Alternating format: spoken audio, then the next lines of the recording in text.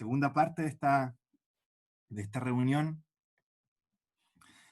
de día sábado, y vamos a seguir avanzando en la carta a los romanos. Eso es lo que hemos estado viendo a lo largo de este año.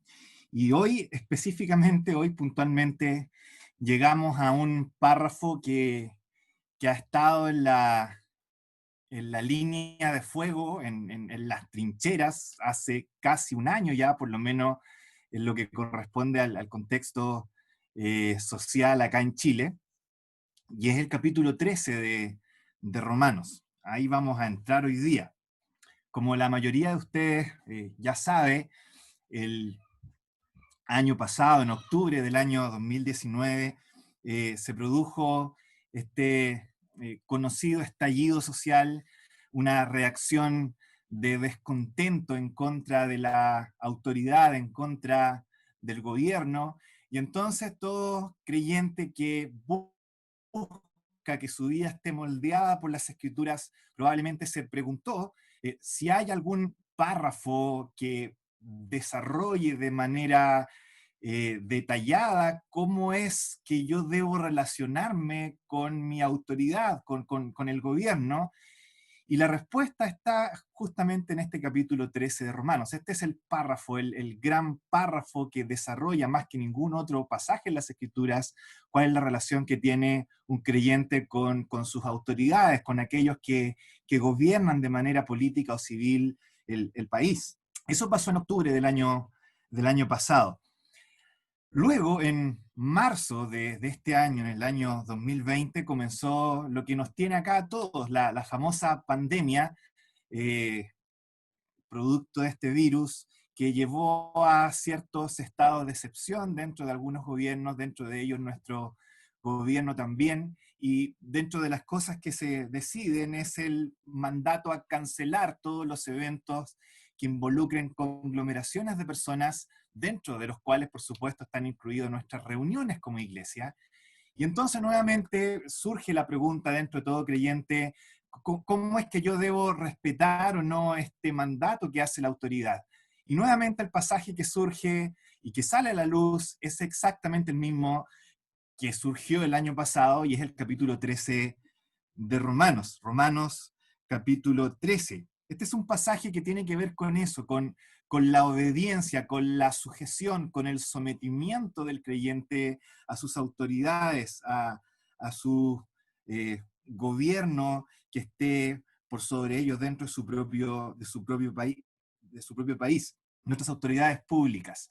Ahora, lo curioso es que durante el estallido social, cierto grupo de cristianos, cierto grupo de creyentes, tomó Romanos capítulo 13 y lo utilizó como un verdadero garrote para darles como bombo en fiesta a esos supuestos cristianos que cómo se les ocurre estar de acuerdo con las protestas y con el descontento y con la desobediencia civil. No se fijan que acá en este pasaje se nos dice que hay que someterse a las autoridades, hay que obedecer a nuestros gobernantes, y se utilizaba este versículo repetitivamente por cierto grupo de creyentes para enfatizar precisamente lo equivocado que estaba otro grupo de creyentes que quizás veía cierta razón en el descontento social que había en ese momento. Pero curiosamente, para la pandemia, este texto se les devolvió completamente. Y esos mismos creyentes que enfatizaban una y otra vez que había que obedecer al gobierno, súbitamente ahora empezaron a decir que había que desobedecer al gobierno cuando el gobierno les pedía que no se congregaran y que no se unieran en conglomeraciones de personas. Y entonces la pregunta que surge en nosotros es, bueno, ¿de qué se trata entonces esto? ¿Qué es lo que nos quiere decir Pablo? ¿Cuál es nuestra relación con los mandatos y las ordenanzas y nuestra actitud frente a nuestras autoridades? Y entonces la idea hoy día, chiquillos, es que podamos arrojar algo de luz, ver lo que el Señor nos quiere decir, ver lo que Pablo también busca comunicarnos en este texto que vamos a ver hoy día con respecto a la relación entre la iglesia, entre el cuerpo de Cristo, entre cada uno de nosotros como creyentes y el Estado, nuestras autoridades de gobierno, nuestras autoridades de poder, nuestro poder político, administrativo, civil dentro de nuestro país. Así que les invito a que leamos en el capítulo 13 de Romanos y vamos a comenzar la lectura en el versículo 1. Vamos a leer todo el párrafo hasta el versículo 7. Romanos capítulo 13, entonces, versículo 1. Dice, sométase toda persona a las autoridades superiores, porque no hay autoridad sino de parte de Dios, y las que hay, por Dios han sido establecidas. De modo que quien se opone a la autoridad, a lo establecido por Dios, resiste, y los que resisten acarrean condenación para sí mismos, porque los magistrados no están para infundir temor al que hace el bien, sino al malo. ¿Quieres pues no temer la autoridad? Haz lo bueno y tendrás alabanza de ella, porque es servidor de Dios para tu bien. Pero si haces lo malo, teme, porque no en vano lleva la espada, pues es servidor de Dios, vengador para castigar al que hace lo malo. Por lo cual es necesario estarle sujetos, no solamente por razón del castigo, sino también por causa de la conciencia. Pues por esto pagáis también los tributos, porque son servidores de Dios que atienden continuamente a esto mismo. Pagad a todos lo que le debéis o lo que debéis. Al que tributo, tributo. Al que impuesto, impuesto. Al que respeto, respeto.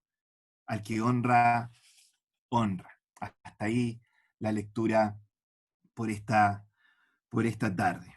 Y entonces hoy les quiero proponer algo. Hoy, en vez de ir haciendo lo que comúnmente hacemos en estas reuniones, que es ir avanzando versículo a versículo, analizando el flujo del argumento, de lo que se nos quiere comunicar y yendo en una aplicación hacia nuestras vidas también, lo que quiero que hagamos hoy día es algo un poco distinto. Hoy día quiero que veamos el pasaje en su totalidad. Quiero que hagamos una especie de introducción al párrafo o a la sección, que veamos más bien el contexto en el que está el pasaje, cuál es su relación con el pasaje anterior que vimos en la reunión pasada, cuál es su relación con el párrafo que viene después del versículo 8 en adelante, cuál es su tema principal y cómo eso, por supuesto, puede ayudarnos a nuestras vidas también como creyentes. Y la próxima reunión vamos a dejarla para ver este mismo pasaje, pero ahí sí que sí, ir avanzando versículo a versículo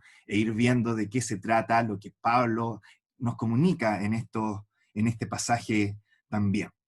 Entonces, ese contexto, esta introducción al tema de la iglesia y el Estado, lo quiero dividir para que nos resulte un poco más llevadero el mensaje en tres grandes encabezados. Quiero que el mensaje de hoy día lo dividamos en tres grandes encabezados. En primer lugar, quiero que hablemos de la autoridad, como ministro de Dios. Eso es lo primero que vamos a hablar, de la autoridad como ministro de Dios.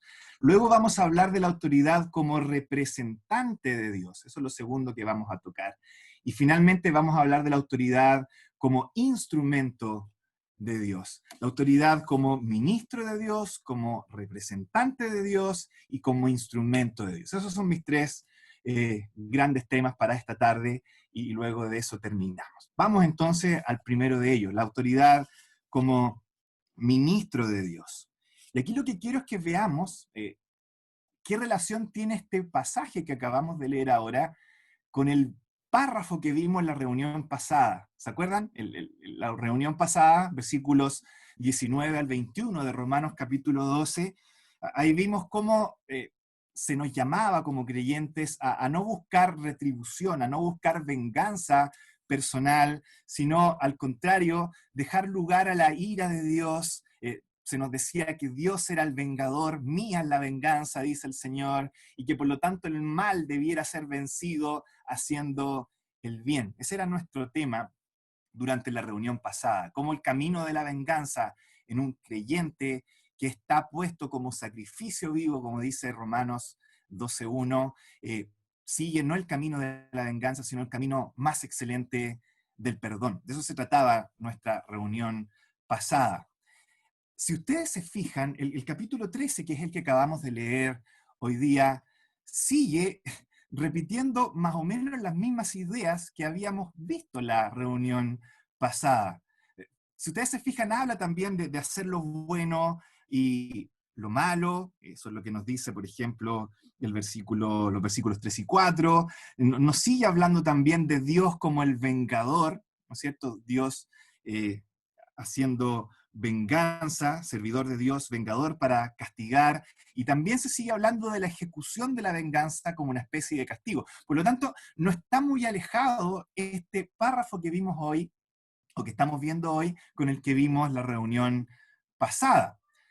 Ahora, la pregunta que surge y que tenemos que respondernos ahora a continuación y que va a guiar esta parte de este primer punto del mensaje es la siguiente. ¿Cuándo? Tenemos claro que Dios va a ejecutar su venganza en algún momento, ¿verdad? Mía es la venganza, yo daré el pago, dice el Señor. Eso es una promesa y se va a lograr. Y la pregunta entonces es, ¿cuándo? ¿Cuándo es que Dios va a ejecutar esa venganza? Quizás la mayoría de nosotros estará de acuerdo en que sí o sí, esa venganza de parte de Dios va a ser ejecutada en el día final, ¿verdad? En el momento donde todas las obras de los hombres sean juzgadas, Dios va a dar retribución a cada uno conforme a sus obras. Eso es seguro. Mía es la venganza, yo daré el pago. ¿Cuándo va a ser eso? Todos nosotros estamos de acuerdo que eso se va a dar en el día final. Pero, ¿saben? No toda la venganza de Dios está reservada exclusivamente para el día final.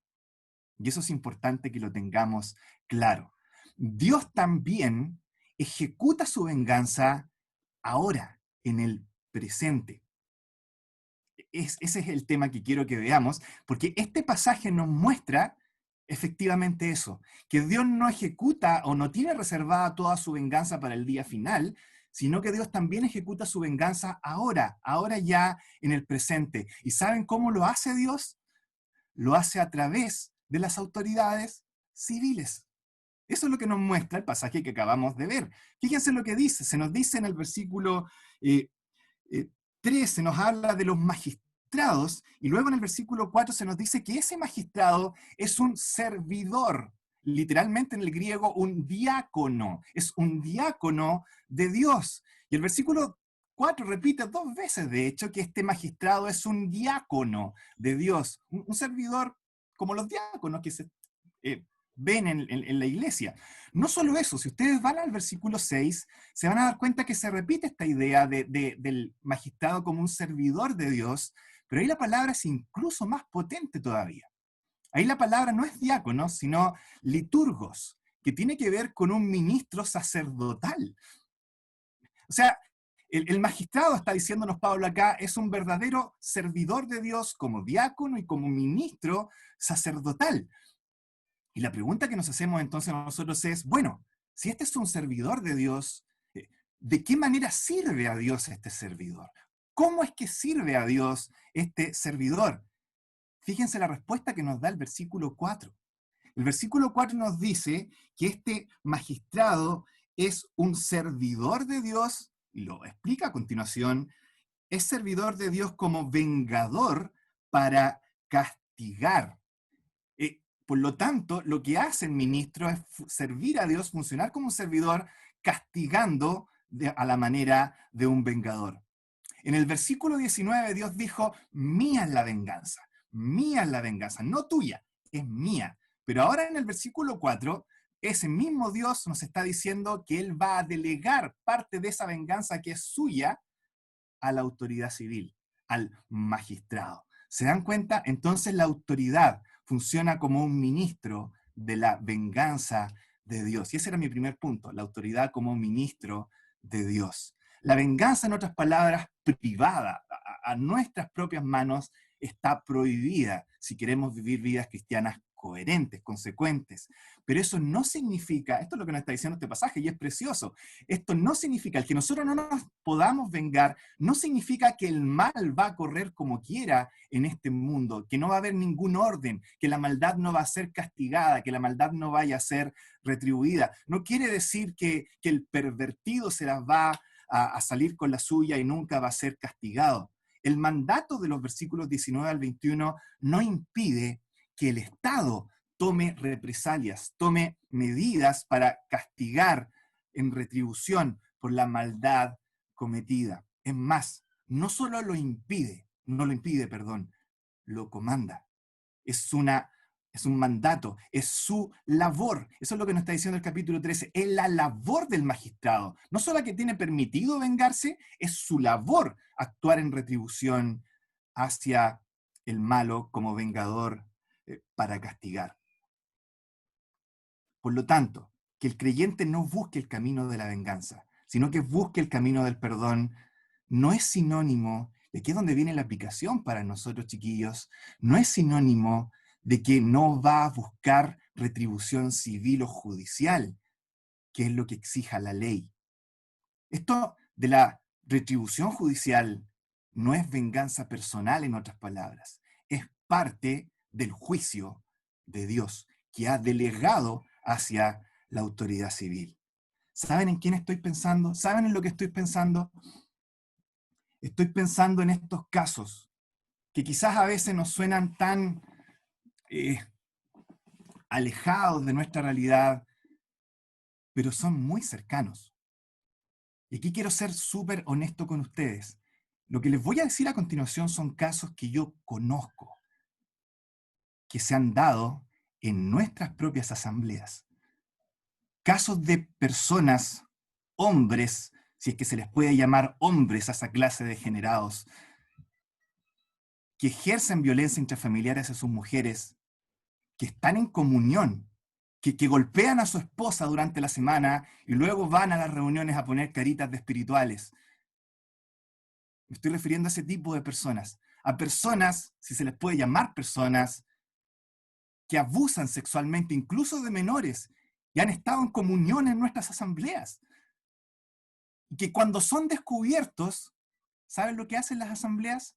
Los excomulgan. Por supuesto que sí. No se puede tildar de creyente a alguien que hace eso. Los excomulgan quizás, pero no los denuncian con las autoridades, aduciendo, sacando totalmente fuera de contexto un supuesto pasaje que está en 1 Corintios capítulo 6 y que nos habla de que no debemos llevar las cosas delante de los magistrados ni tener litigios con los incrédulos, tomando un pasaje totalmente fuera de su contexto. El pasaje de 1 Corintios 6 tiene que ver con fraudes civiles, temas de propiedades y de engaños y minucias civiles, no con las actitudes criminales que les estoy mencionando ahora. Esas actitudes criminales tienen que ser castigadas con todo el rigor de la ley, con el máximo rigor de la ley. Esa es la labor de la autoridad. Chiquillos, se los digo no con un ánimo de ser morboso, se los digo porque ustedes precisamente van a ser los próximos pastores, los próximos ancianos que van a tener nuestras asambleas. Por favor, nunca hagan tal de tragarse ese tipo de argumentos de que estos actos criminales tienen que ser encubiertos por la iglesia aduciendo un mal texto y simplemente dejarlos callados. Esa persona tiene que ser castigada. Que tú no lo hagas, hermano, no solamente es un acto menor delante de Dios, que tú no lo hagas es ponerte en el camino de la justicia de Dios para castigar a ese criminal. No solamente estás pasando por alto el castigo, te estás colocando en el camino del castigo y de la venganza de Dios, que no solamente se va a manifestar en el día postrero, sino que también se manifiesta en el presente y se debe manifestar en el presente a través de la justicia civil, a través del castigo criminal que merece toda persona que hace eso.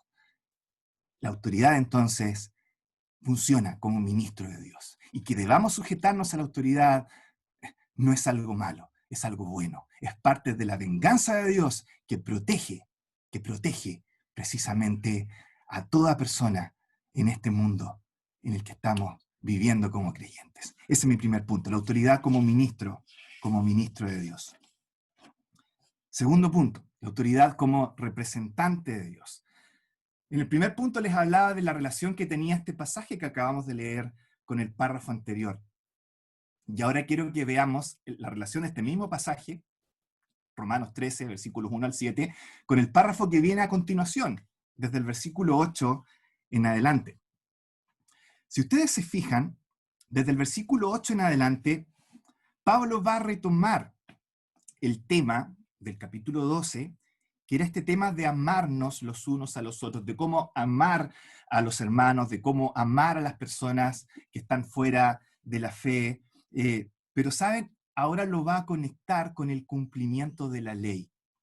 Eso es lo que dice el versículo 8. Dice que el que ama al prójimo ha cumplido la ley. Y a continuación empieza a mostrarnos cómo es que el cumplir la ley y el amar al prójimo se conectan mutuamente. Pero hay algo súper curioso en los versículos 8 al 14. Fíjense conmigo en lo siguiente. Si ustedes leen los versículos 8 al 14, se van a dar cuenta de que en estos versículos solo se menciona la segunda mitad de los 10 mandamientos, los últimos 5 mandamientos, aquellos que se encuentran relacionados con el prójimo. Pero la primera mitad de la ley, los primeros 5 mandamientos, esos que tienen que ver con Dios, ni siquiera son mencionados. Y la pregunta que nos hacemos entonces es, ¿por qué? ¿Por qué Pablo hace esta omisión? Y creo que aquí es donde está la conexión con el texto que estamos viendo en esta tarde. Creo, chiquillos, que esa primera mitad de la ley, esos primeros 5 mandamientos de los 10 mandamientos, esa primera tabla que se le llama de la ley, está representada justo aquí en estos primeros 7 versículos. Los versículos 8 al 14 representan la segunda mitad de la ley, pero la primera mitad de la ley no aparece allá porque está representada acá, en los primeros 7 versículos. Creo que la mayoría de nosotros sabe que los 10 mandamientos se dividen en dos mitades. Los últimos 5 mandamientos tienen claramente que ver con nuestra actitud hacia nuestro prójimo, hacia nuestros semejantes. Y se supone, obviamente, que los primeros 5 mandamientos tienen que ver con nuestra actitud hacia Dios. Ahora, cuando ustedes empiezan a ver los primeros 5 mandamientos, la verdad es que esto queda bastante claro, ¿no es cierto? No tendrás otros dioses delante de mí, no tomarás el nombre del Señor en vano. Está claro que tienen que ver con Dios, y cuando tú ya vas en el 4.º mandamiento, no hay problema con eso. El problema es cuando llegas al 5.º. Cuando llegas tú al 5.º mandamiento, se supone que este mandamiento tiene que ver con Dios, pero en cambio lo que tú lees es que debes honrar a tu padre y a tu madre. Entonces lo que tú dices, ¿y qué tiene que ver esto con Dios? Se supone que esto tiene que ver con honrar a Dios. ¿Por qué se me habla aquí de que tengo que honrar a mi padre y a mi madre? Bueno, la respuesta es la siguiente. Resulta que los primeros representantes de la autoridad de Dios que tú vas a conocer en tu vida son precisamente tu padre y tu madre.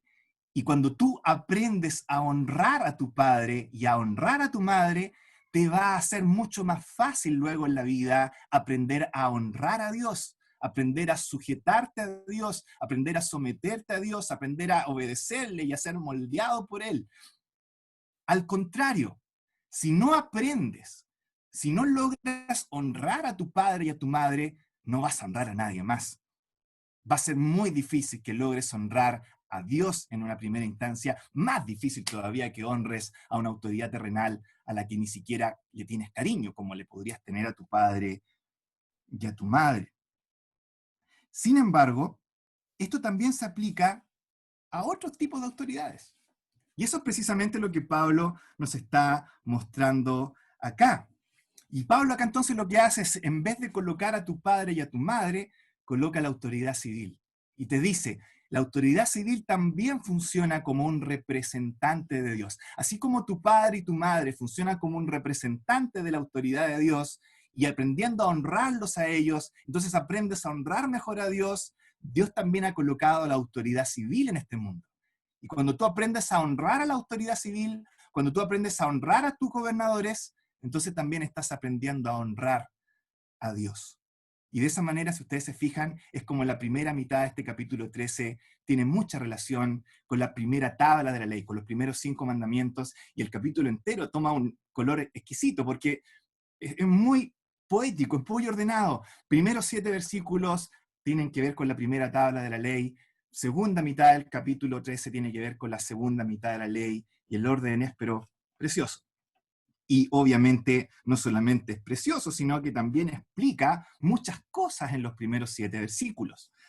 Explica, por ejemplo, esa relación extraña que hay entre Dios y la autoridad y que Pablo establece en los versículos 1 y 2, que se nos dice que la autoridad es de Dios, que Dios establece a las autoridades, que si resistes a la autoridad, resistes a Dios. Y entonces uno se pregunta, ¿qué quiere decir esto? ¿Quiere decir que Nerón, Hitler, que Mao Zedong son autoridades divinas y que cuando Mao Zedong habla, en realidad es Dios el que está hablando y que todos los mandamientos que estableció Hitler eran mandamientos divinos? No, no tiene que ver con eso. No tiene tanto que ver con que Hitler o Mao Zedong o Nerón sean la voz de Dios. No, tiene que ver con que el concepto, la idea, el constructo de autoridad es el que ha sido establecido por Dios. Es esta idea de autoridad, es este concepto de autoridad lo que Dios realmente ha establecido como una manera de acercarnos precisamente a Él. Aprendemos a honrarlo a Él, honrando a nuestra autoridad. Esa es la enseñanza que podemos extraer, la segunda enseñanza que podemos extraer a grandes rasgos cuando conectamos este pasaje con el párrafo que viene inmediatamente a continuación. Y si ustedes lo piensan, chiquillos, esto coincide mucho con la realidad en la que estamos inmersos en este país, Chile, desde octubre del año pasado. Si ustedes se ponen a pensar, coincide que la gente que tiende a rebelarse en contra de la autoridad y protestar de manera violenta, justamente son gente que no puede estar más alejada de Dios. Coincide, ¿se han dado cuenta? Coinciden esas dos cosas. Por lo tanto, hermano, hermana, mi, mi sugerencia, con mucho cariño y también con mucho cuidado y respeto, es la siguiente. Ten mucho cuidado con esas raíces de rebeldía a la autoridad que pueden haber precisamente en tu corazón. Ten mucho cuidado con esas raíces de rebeldía que están en todos nuestros corazones por lo general. Un hermano decía lo siguiente, y lo encontré muy acertado porque coincide mucho con nuestra realidad. Él decía, la desobediencia civil forma hábitos de deshonra que luego lentamente se transfieren a otros ámbitos. Lo voy a repetir. La desobediencia civil, muchas veces permitida legalmente, no está mal como pecado, pero dice, forma hábitos de deshonra a la autoridad que luego se van a transmitir hacia otros ámbitos.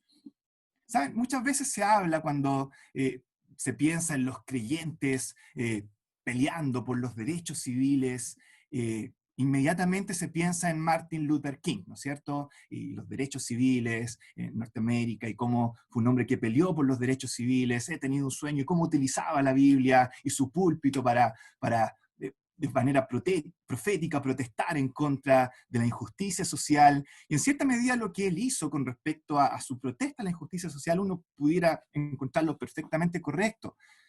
Pero ahí hay desobediencia civil. Y Martin Luther King es un tremendo ejemplo de cómo esa desobediencia genera hábitos que se transmiten a otras áreas.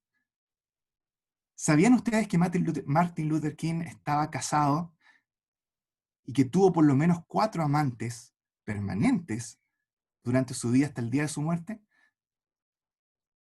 ¿Sabían ustedes que Martin Luther King el día anterior a morir, su mejor amigo lo cuenta, se dedicó a golpear a una mujer? Y le dio exactamente lo mismo. ¿Sabían ustedes que Martin Luther King fue testigo de una violación y lo que hizo fue reírse y ofrecerle consejos al violador? Yo creo que cualquier mujer en estos momentos, como estamos en nuestra situación social, no sería muy fan de Martin Luther King si supiera estos detalles, ¿no es cierto? Pero ahí está, un luchador por la justicia social, desobediencia civil, pacífica quizá no sean correctos como creyentes, pero eso se transfiere también a lo largo de nuestras vidas a otras áreas también. No estoy diciendo que lo que Martin Luther King hizo esté todo mal, cometió pecados, por supuesto que sí. Lo que hizo por el tema de los derechos civiles quizás tuvo efecto y estuvo bien, pero tengamos mucho cuidado, hermanos, tengamos mucho cuidado sobre todo en estos momentos donde la autoridad es tan inepta muchas veces, tan negligente muchas veces que dan ganas de rebelarse en contra de la autoridad, se dan ganas de desobedecer. Uno escucha, mira, ve estas cosas y se frota la cabeza y piensa, pero ¿qué es lo que están haciendo? ¿Qué es lo que están pensando? Hermano, no digo que no tengas tu opinión al respecto, pero con mucho respeto te pido, ten mucho cuidado con la desobediencia civil. Suele coincidir que los creyentes exaltados tienden a ser también los que más problemas tienen cuando se trata de crecer en semejanza a Cristo.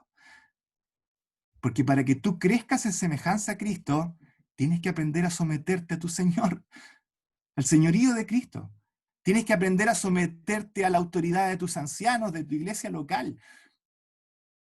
Y tiende a coincidir que los supuestos cristianos exaltados son también los primeros que se rebelan contra la autoridad de su iglesia, son los primeros que paran la hilacha cuando sus ancianos les llaman la atención por ciertas cosas, y no, yo no lo voy a obedecer, etcétera, etcétera.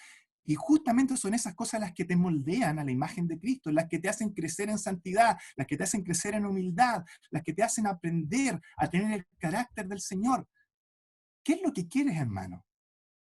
¿Quieres pelear y desobedecer y rebelarte y que todos en las redes sociales te vean como un rebelde por causa de la justicia social, o quieres ser más parecido al Señor? Hay un punto muy fino ahí que tiene que ver con cómo aprendes a honrar a Dios a través de honrar a las autoridades. Dios ha puesto a las autoridades como un representante suyo y tú aprendes a honrar mejor a Dios honrando también a tus autoridades. Eso es lo segundo que vemos en este pasaje. Y entonces nos enseña algo también y nos da ciertas advertencias con respecto a nuestras actitudes en esta situación social en la que nos encontramos. La autoridad como representante de Dios. Eso es lo segundo que quería compartir con ustedes. Y finalmente, en tercer lugar, hablamos de la autoridad como ministro de Dios, luego hablamos de la autoridad como representante de Dios, y finalmente quiero que veamos a la autoridad como un instrumento de Dios. Ya vimos entonces cómo se relaciona este párrafo con el versículo anterior, con los versículos que siguen, y ahora me gustaría que viéramos cómo, o cuál es el gran tema, el tema central o principal de este párrafo del capítulo 13, versículos 1 al 7. La idea general es súper clara, está tan clara que de hecho está en una sola palabra al principio del versículo 1 y no hay más. O sea, tú no necesitas excavar mucho para saber cuál es el tema principal de este pasaje. Es muy simple: sométase toda persona, sométase toda persona a la autoridad. No hay más que decir. Ese es el gran tema y paramos todo. El resto del pasaje es un desarrollo y una explicación y una justificación a esa primera gran frase: sométase toda persona a la autoridad. Y el gran problema con este párrafo, chiquillos, no tiene que ver con no entender qué es lo que dice, sino cómo le podemos hacer el quite a lo que claramente dice. Y esto no es un problema solamente nuestro, ¿eh? Un hermano decía, la historia de la interpretación de este párrafo a lo largo de los 2000 años que llevamos como iglesia ha sido la historia de buscar evitar lo que parece ser su significado obvio. O sea, no eres tú el primero que se ve enfrentado a este pasaje y quiere hacerle el quite. Ha sido la tónica durante los 2000 años que llevamos como iglesia y que este párrafo ha estado aquí presente también. De hecho, en algún momento, algunos pensaron en lo siguiente, dijeron, mira, el capítulo 12 hablaba del amor, luego el versículo 8 del capítulo 13 también habla del amor, parece que se continúa el tema, y este pasaje aquí está como interrumpiendo la cosa. Entonces lo más probable, supusieron ellos, es que esto no lo haya escrito Pablo, esto lo agregaron después, lo pusieron acá entre medio como para, no sé, los reyes en la Edad Media lo pusieron aquí para justificar su abuso, y por eso que está acá. Y la verdad es que, como acabamos de ver, está tan íntimamente conectado y los manuscritos al momento han demostrado que está presente desde el principio, entonces eso no se justifica, pero para que se den cuenta ustedes de qué manera se ha intentado sacar este pasaje y tratar de evitar lo que parece ser su significado obvio. Es un pasaje que históricamente ha sido muy difícil de aceptar. Y en cierta medida uno lo puede entender, ¿saben?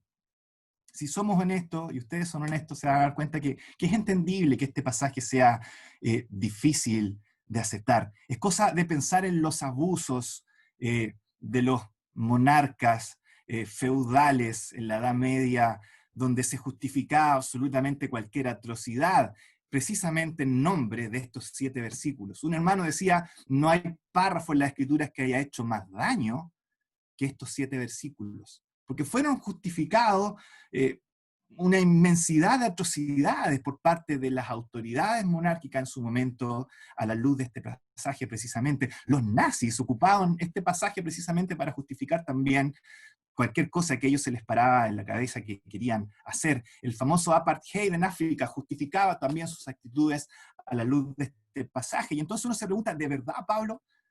¿De verdad someterse sin cuestionamientos, sin excusas, sin excepciones? ¿Eso es lo que estás intentando decirnos acá? ¿Saben? Peor todavía, cuando uno piensa en el mismo Pablo.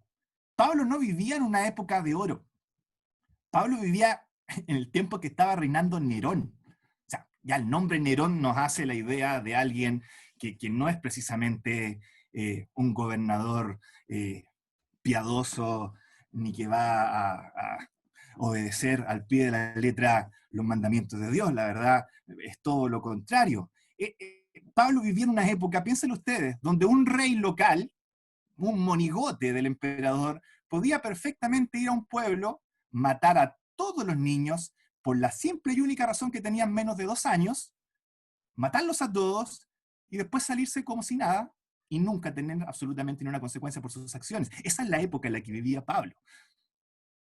Miren, un monigote como Herodes mata a todos los niños de un pueblo por el simple hecho de tener menos de 2 años y luego no hay absolutamente ni una represalia al respecto. Esa es la época de Pablo. Y uno se pregunta, ¿de verdad, Pablo? ¿Obedecer a esas autoridades?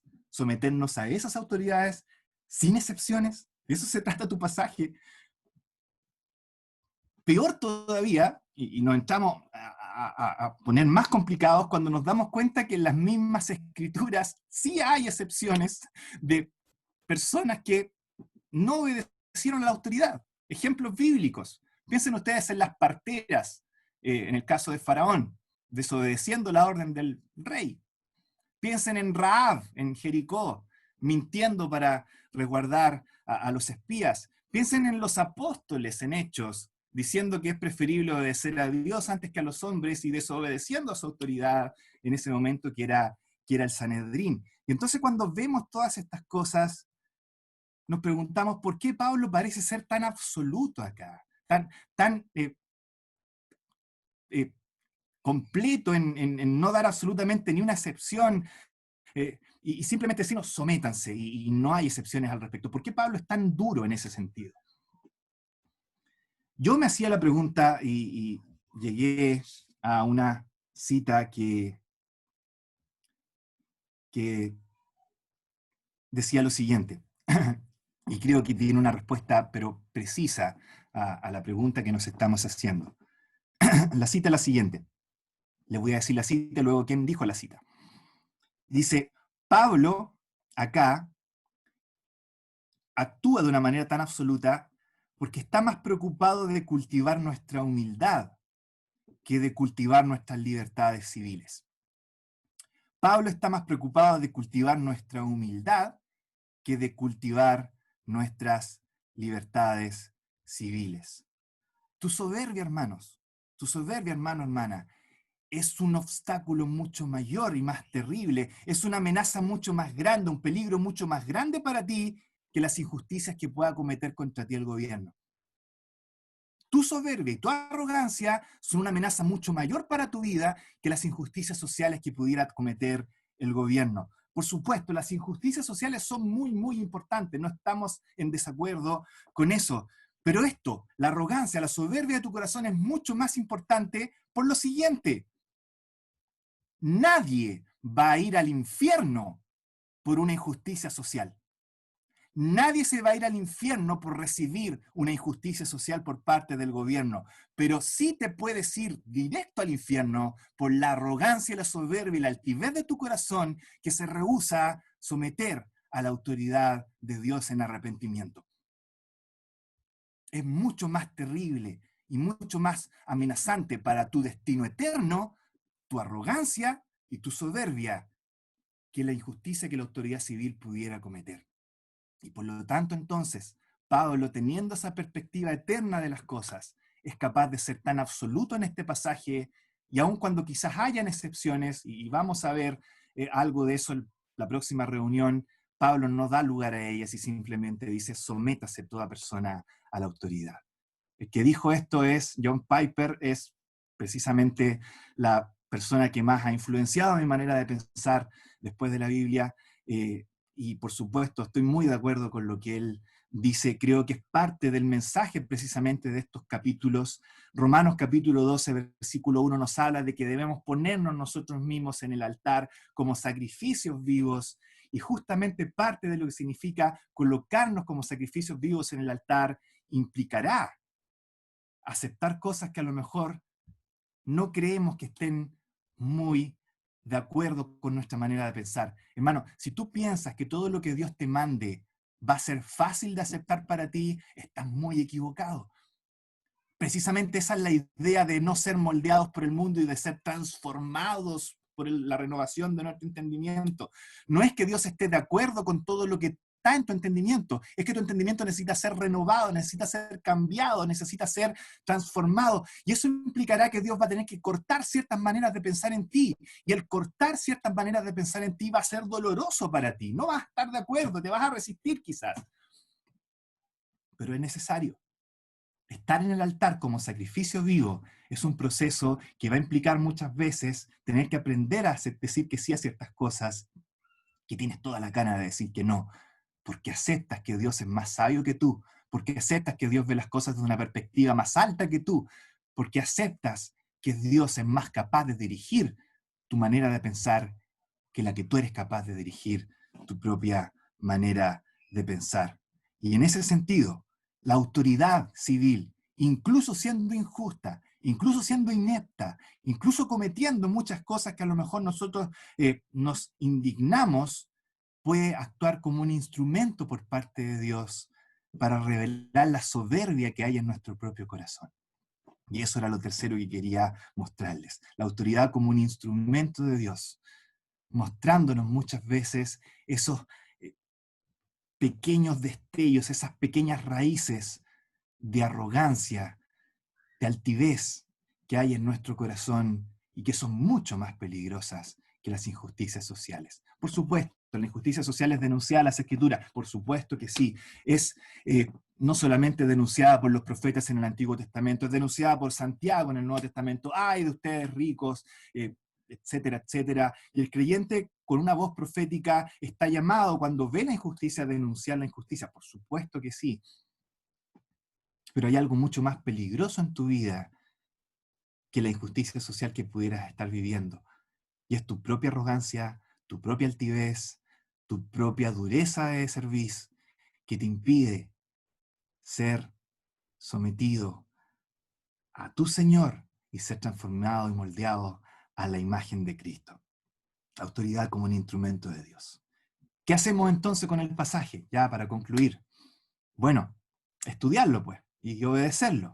Eso es lo que tendremos que hacer, dejarnos transformar por Él. Nadie dijo que iba a ser fácil ser transformado por medio de la renovación de nuestro entendimiento. Nadie dijo que la Biblia iba a ser como una monedita de oro que iba a estar de acuerdo con todo lo que tú piensas y haces, y esta no es la excepción. Y la próxima reunión vamos a entrar en detalle con respecto a qué es lo que se nos enseña en este pasaje, pero ya al menos ahora de partida tenemos tres cosas claras. Primero, la autoridad como ministro de Dios. Que la autoridad esté ahí no es algo necesariamente malo y que tengamos que buscar la manera de rebelarnos y que mal que esté la autoridad ahí. La autoridad tiene una función positiva y muchas veces no la hemos sabido aprovechar como creyentes. La autoridad es el instrumento de venganza que Dios ha designado para combatir la maldad precisamente en este mundo.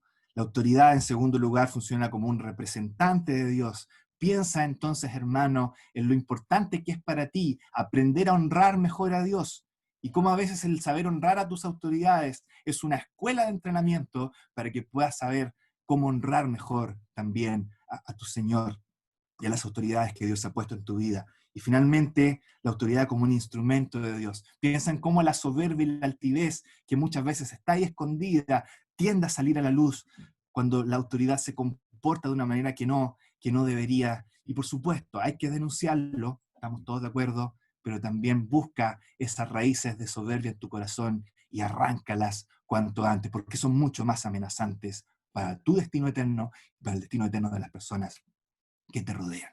Vamos a orar para terminar y luego Erwin dará unas palabras de cierre. Nuestro Padre Celestial, gracias porque tú eres sabio, porque tú eres absolutamente superior a nosotros en la manera en la que ordenan las cosas. Muchas veces somos rápidos para cuestionar, somos rápidos para tratar de sacarnos de encima lo que son tus mandatos, pero luego nos damos cuenta cuando entramos en detalle que todo lo que tú organizas, todo lo que tú haces es extraordinario, es ordenado y es siempre para nuestro mayor bien, para nuestro bien eterno. Y te damos gracias porque podemos descansar en tu sabiduría y no en la nuestra, que es tan finita y torpe muchas veces, la mayoría, si no todas. Quedamos agradecidos, por lo tanto, de tu palabra y pedimos que tu Espíritu obre a través de ella, moldeando nuestros corazones, sacando ideas, llevándolas cautivas a los pies de Cristo y transformándonos por la renovación de nuestro entendimiento en creyentes que puedan vivir a la luz de tu palabra. Quedamos en tus manos agradecidos, siempre en el nombre precioso y santo de nuestro Señor Jesucristo. Amén.